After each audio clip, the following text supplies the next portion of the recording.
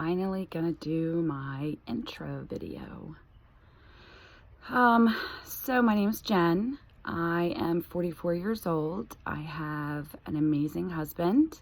His name's Rob, and 3 boys. My oldest is in the Navy. My middle son is a police officer, and my youngest son is still in elementary school. I was born in the South, raised in half of Maryland, half of the South. My parents are divorced, and they both remarried when I was very young, so I was very fortunate to grow up with 4 parents. I have 3 brothers, all younger, so I'm the oldest. No sisters. We have a lot of boys in our family. As a matter of fact, my parents have 8 grandchildren, and only one of them is a girl. That came from a set of twins for my brother. I'm healthy. I have no history of anything other than I had a cyst on my ovary when I was really young and had an appendectomy to try to prevent them from thinking that my appendix ruptured in the future when likely the cyst would come back. Other than that, I am very healthy. Have had no problems whatsoever. And in my family, we don't have a lot of problems either. We are very healthy, I think. We might have a little bit of stress or anxiety, but I don't know what family doesn't deal with that. So I have been getting mammograms since I was 40 years old. My primary care physician suggested that I started going, and when my doctor tells me to do something, I do it because I'm a rule follower. It's just who I am. And so started going. Every January, I would get a mammogram. I go to the same place, and I get the same type of mammogram. They squish you, and I always felt like it was not as bad as everybody described. The people were always very kind, and I always think that says a lot about the place. So this January, I made my appointment for February 14th. Rob and I are not going out on Valentine's Day. We'd be happy just to sit at home and relax. Made my appointment. It was like 6 o'clock at night. I have a really great job, but it's very demanding. And so I'm normally at work kind of late. And so it was at 6 o'clock, went, everything was good. Mammogram paperwork came back within a week and a half, 2 weeks, and everything was clear. Exactly 3 weeks after my mammogram appointment, I was getting ready to get in the shower and scratched my left breast. And when I did that, I felt something that felt odd. So, and it felt so odd that I woke up my husband, which I normally don't do because I like him to get his own sleep, and said, "Can you feel this? And just tell me if you feel like something's weird about this." And he agreed and decided we were going to call the doctor. I was going to call the doctor that day and make an appointment. I'm telling you, if the things had not happened that day the way that they did, I probably would have never called the doctor until it was too late. My youngest son had just had his mouth expander put in for his braces, and the day before, on the 14th, he had it on the 14th. And, no, that's February, sorry, in March. This is March 6th. So on my dad's birthday, which, by the way, my dad was in the hospital. He wasn't even conscious when, his birthday was happening. It was just a really rough time. My son had his expander put in. So the next day he woke up and said he didn't want to go to school. And this thing that they put inside your mouth, this contraption, is god awful. It looks like there's a spider inside the top of your roof of your mouth.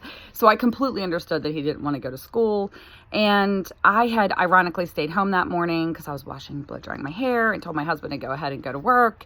And so I just decided I would stay home with my son, and we would just have a day of it. It's no big deal. I didn't think it was that big of a deal. Later, I found out that some girl broke up with him, and this was not about his expander. We won't talk about that. Anyway, so I decided, oh, look at this. I have this free time. I'm going to make all these doctor's appointments. So Rob and I were due to get a dermatologist appointment, so I made that appointment. I called my OBGYN and I said, hey, I found this weird lump. And they said, okay, well, we can see you on Monday. Great, fantastic. Go in on Monday. And my OBGYN physically checked me And he couldn't find what I was talking about until I told him, I said, well, I need to sit up. And if I sit up, you can feel it. So he did. He felt it, laid me back down, found the spot, and he pushed on it. And I mean, I almost came out of that chair. I was like, holy Toledo, what the heck is that? And he said, let me have you have an ultrasound. Well, they have an ultrasound machine inside the office. So the ultrasound technician, whatever she's called, couldn't find it either. She was searching and searching, and then I showed it to her, sat up, yada, yada, same thing. She scans it, and she asks me if I have had an accident. Like, did I have a trauma? Did something jump on me? And I was like, I don't think so. But I was at my best friend's house over the weekend, and she has this ridiculously crazy, tall, big, giant dog. And I was like, God, did Maggie jump up on me? And I just don't remember.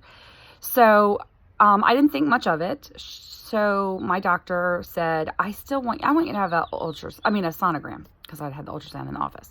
And I'm like, okay, whatever. He said, I'm going to try to get you over there today. Okay, great. They couldn't get me in, whatever. 2 days later, I go over and get a sonogram, same place that I had the mammogram. Go in.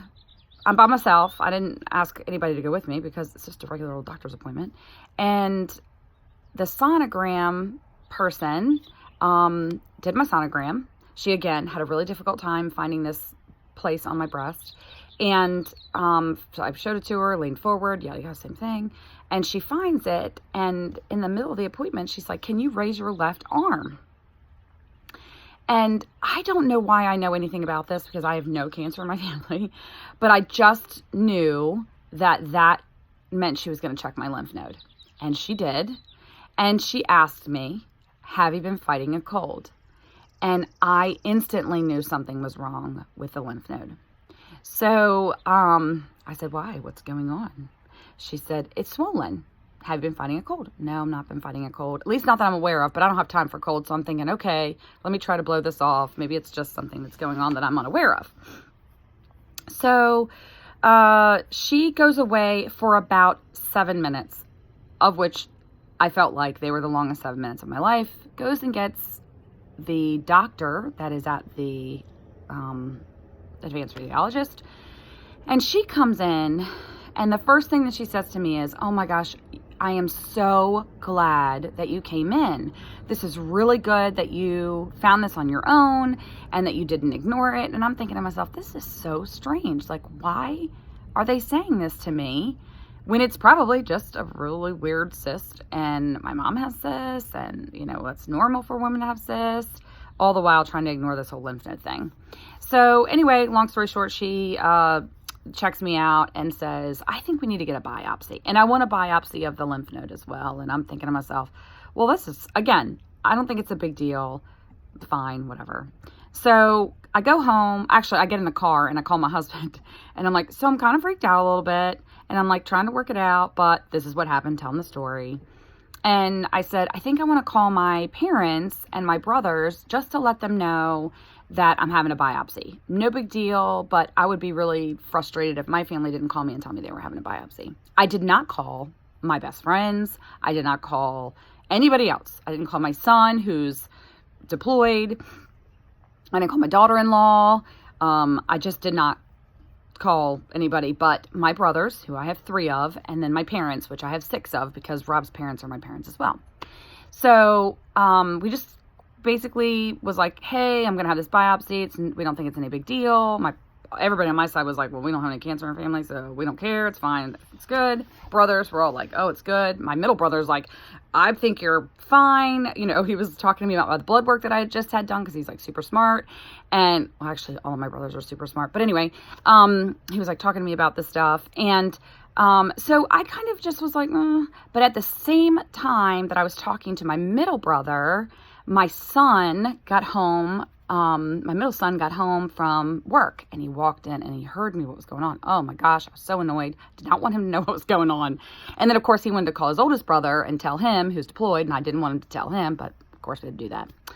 So now my 2 boys know, not my youngest, because I didn't need to tell him anything. And it was just a biopsy. It was going to be fine. So got the biopsy scheduled.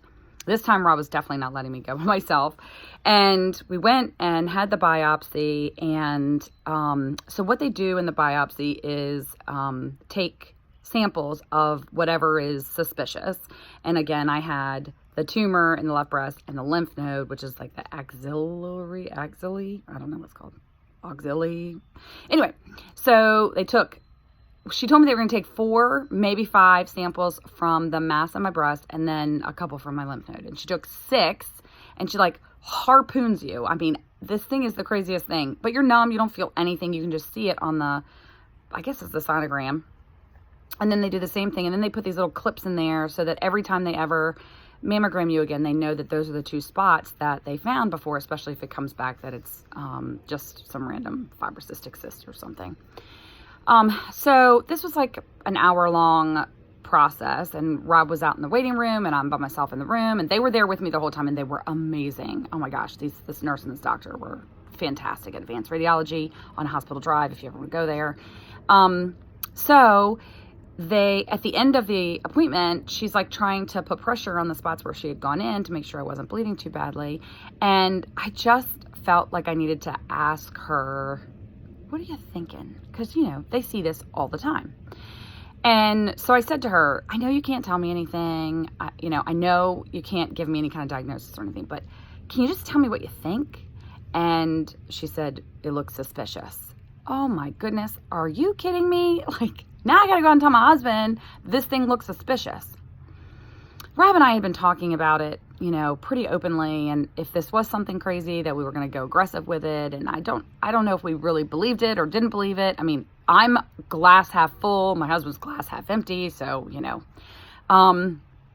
so we confided in a few people that this biopsy, we had done the biopsy with my family. And, but what we didn't do was tell them anything else. We just said, hey, they took 6 from here, 3 from here. We'll know in 2 to 3 days. And I had a hair appointment that's scheduled that Thursday, and I really like getting my hair done, and I did not want them to call me on Thursday because I just knew it was not going to be good news. So anyway, Thursday came, and I was in the middle of a meeting, and one of my very close friends was in the meeting, and then 2 other people that I know are in the meeting. And I get the call in the middle of the meeting. I had asked my office assistant to hawk the phone, because I said, if the doctor calls me, you need to just interrupt me in whatever meeting I am in, which she did, poor girl. And I got the call. And in the middle of the meeting, I just put my people on hold for a second. I got the information from the pathologist that said, or the pathologist report that said it is positive for cancer on the breast and positive for cancer in the lymph node. And I wrote the notes and said, okay, what do I have to do next? And I kept myself together pretty well, actually. Finished the conversation, had all my notes, told my friends, my people that were in my meeting, hey, listen, are we done? Are we good? Et cetera, et cetera. And they left. And then I just panicked and wanted to get a hold of my husband. He had been in the emergency room the night before with bad pain in his neck, which we now found out is a herniated disc. Oh man, when it rains, it pours. And so he was not supposed to go to work. And I had not been talking to him all morning because I'd been busy. And I found out that he did go to work. So I tried to call him, couldn't reach him. And when I couldn't reach him, I panicked. And unfortunately, my poor boss came in the door, and she and I share a doorway in our offices, and she was just incredibly kind and hugged me and wouldn't stop hugging me. And I was a basket case because I couldn't get a hold of Rob. Like, as soon as I get a hold of Rob, I'll be fine. And she just hugged me and hugged me and hugged me and was just like, what do you need me to do? Let me know what you need me to do. And I was like, I just need to get a hold of my friend Sharon. If I can get a hold of my friend Sharon, everything will be fine. She'll find Rob. I'll be good. Life will go on. It's fine. Sharon is kind of like a rock for a lot of people, and she works at the same place that I do. And of course, my boss was like, let me call her. And I'm like, no, you can't call her. I have to tell her what's going on. And so I reached Sharon, and the calming voice and amazingness of this woman. And she just calmly walked me through shutting everything down at work and said, I am going to find Rob for you. You are going to go into your car, and you're not going to start driving until you call me, and I'm going to drive with you all the way home, because I was a basket case. And I agreed to everything because she knows everything. She knows the best, and I have to listen to her. And so I got myself together and just walked out of my office, told my people I was leaving very quickly because I looked like a hot mess, walked out the back door, to which my poor little office assistant was walking in the door. I felt terrible. I couldn't even tell her what was going on, and I tell her everything. You have to trust your people, and I trust her implicitly. And I just couldn't tell her anything. I just had to walk out the door. Walk out the door, I get in my car, and the first thing I do before I call Sharon is call my husband again, and thankfully I reached him. And so we said I tried to go and get him, but I have no idea where he works. He's in some building that I'm not aware of, and which is probably a problem, but at the time somebody else was going to bring him home. So called Sharon after I got off the phone with my husband. Called Sharon, came home, and that was the start of the phone calls and just learning about what was going on with me at that time. I didn't know what kind of breast cancer I had. I had to make an appointment with a breast surgeon, which I did right away. And before I made any calls, I made an appointment with this breast surgeon because I was just emphatic that I needed to find out what was going on, and I couldn't call people and tell them I don't know anything. So we made the phone calls, etc. So since then, I have had to have this port installed, which you guys have seen before, but this is like day 6. So I had it Monday, Tuesday, Wednesday, Thursday, Friday, Saturday. Yeah, day 6. So this is where we are on day 6. That's how they're going to put my chemo in. I've had a PET scan, an MRI. I'm having an EKG on Monday. I've had blood drawn. I just feel like I've had the breast surgeon appointment, the oncologist appointment. I'm meeting with the genetic counselor this week. You get a whole team of people. You get like this amazing board of people that are going to totally support you from start to finish, which is amazing. You can have a nurse navigator that you can call anytime you want, which is amazing. I'm not calling her yet until I really, really need to because she's probably super busy, but she's amazing. She even came there the day that I was getting my port installed, made sure I was doing okay. My family was there. So the big journey starts on Monday. I'm going to get the EKG, and then I'm going to get the chemo treatment. Now, my chemo treatment is going to be a little bit different because I have chosen to try something new called the DignaCap. And it's not new, it's just new to me.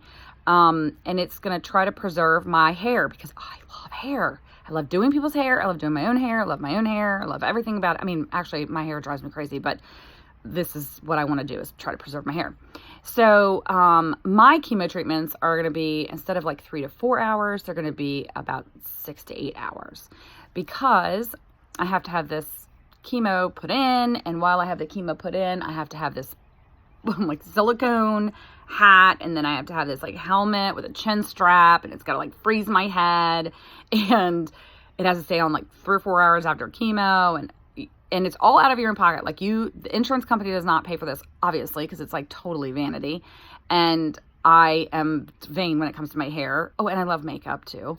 So that is what I'm going to try to do. And I am going to just document this entire journey because it's so important for people to know what I'm going through, because I searched on YouTube when I found out that I had cancer and started looking at chemo and these cold caps, and just found lots of different videos, but I couldn't find ones that were super recent. So one of my husband's best friend's daughters, who basically is like my daughter, was like, we need to do videos. So that's what we're doing, is these videos, so that everybody can search and find things. I have no idea. I'm gonna have to figure out, or she's gonna have to figure out how to like tag words so that when people do searches on YouTube, it'll come up.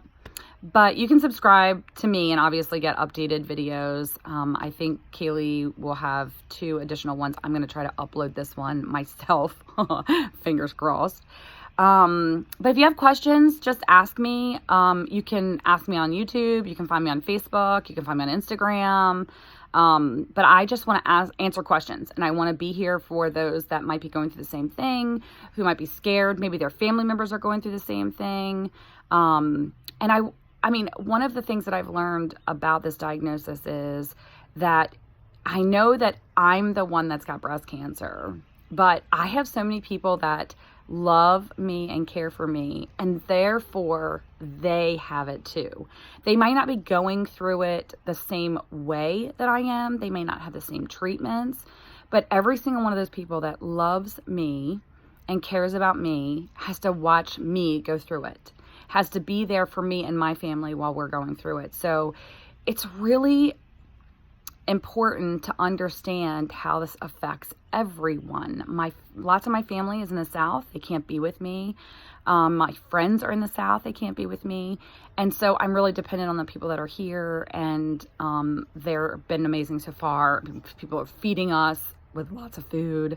I got an amazing edible arrangement, which had like chocolate covered everything, which was superb. I got gifts. Oh my gosh, it's like Christmas time. And people really are just so generous and considerate, and gosh, they're just warming my heart, because it just reminds you about all the people that love you. So anyway, this is my intro. This is who I am. Again, if you have questions, please don't hesitate to ask. I don't care who you are. But I want to be able to have this journey with everyone, and I'm really dependent on your well wishes, your prayers, and I'm grateful for everyone who supports me. So we'll do the hashtags in the description, because I don't need to say it all the time, because it's really kind of annoying, I think. But thank you very much for watching, and I will see you soon.